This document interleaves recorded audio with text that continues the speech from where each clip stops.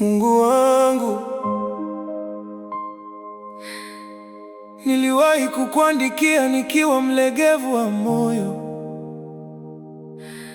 Leo naandika tena Baba, lakini safari hii sio kwa machozi ya unyonge, bali ni shukrani. Sikufahamu kwa ulikuwa tayari unafanya kazi. Nakumbuka usiku wa machozi, nilivyolia bila majibu, nikiuliza Mungu uko wapi, nikihisi kama kimya chako ni mwisho. Nilifika mahali pa kukata tamaa, imani ikianza kufifia. Sikujua nyuma ya maumivu yangu ulikuwa unaniandalia njia. Niliona mapambano yangu yakipokelewa na kimya, machozi yasiyo na sauti. Lakini hata nilipodhani niko peke yangu, wewe ulikuwa karibu zaidi nami zaidi. Ulikuwa utulivu, ulikuwa unafanya kazi hata pale niliposema imekwisha. Kumbe ulikuwa unaanza, Baba yangu. Nilidhani umechelewa, kumbe ulikuwa sahihi kwa wakati. Nilijifunza kuamini na kusubiri.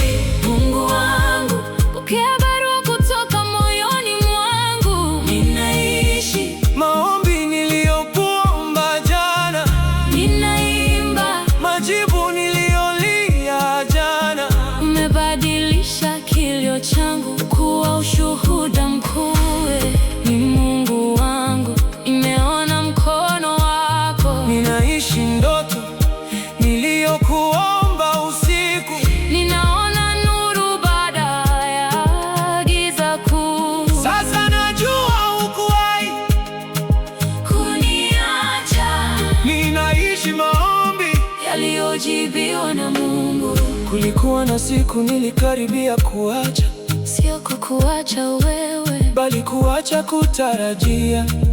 Maombi yalikuwa mazito mdomoni, na moyo umechoka kusubiri. Lakini hata pale nilipodhani umechoka nami, bado ulikuwa unapanga mema kwangu, Baba. Kumbe hata kulalamika kwangu kulikuwa bado ninazungumza na wewe. Kuchelewa sikukataa, na ukimya sikuondoka. Ulinifundisha kitu kikubwa zaidi, kuamini kabla ya kuona. Asante kwa kunishika mkono nilipokuwa sina nguvu ya kushika tena. Asante kwa kufanya kazi gizani nilipokuwa sioni chochote. Ulikuwa tayari unafanya, ulikuwa tayari unajibu. Nilihitaji tu kuamini na kusubiri. Mungu wangu, pokea barua